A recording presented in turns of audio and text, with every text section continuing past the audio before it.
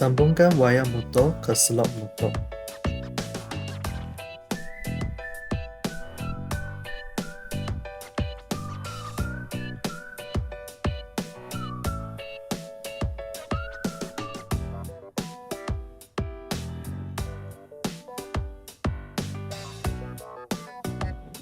Terbalikkan wayar jika pintu pagar berjalan ke arah yang salah.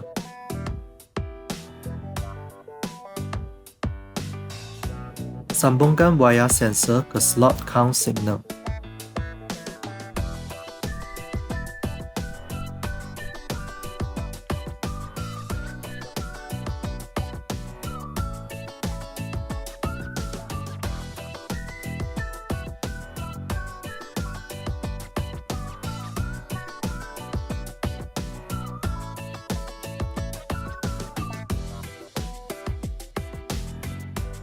Sekarang, sambungkan penerima remote. Kuasa 12 volt positif sambung ke slot positif P.SW. Kuasa 12 volt negatif sambung ke slot COM.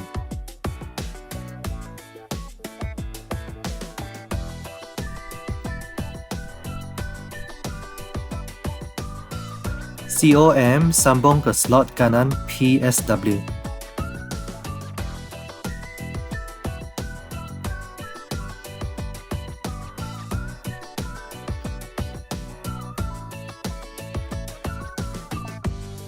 Wayar warna kelabu dan coklat sambung ke slot kiri P.SW.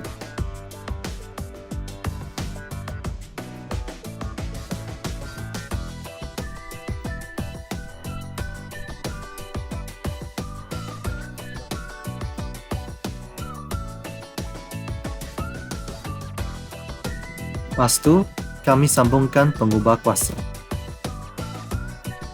Sambungkan 12.012 volt ke AC input.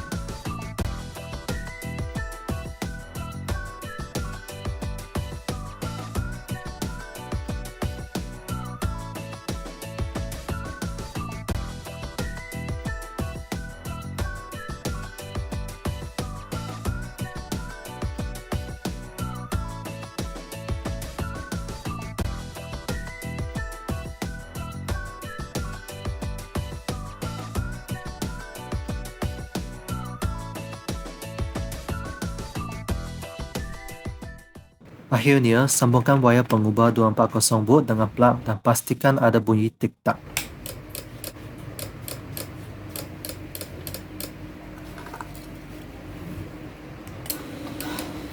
Lampu count signal berkelip-kelip, maknanya sensor jalan secara normal.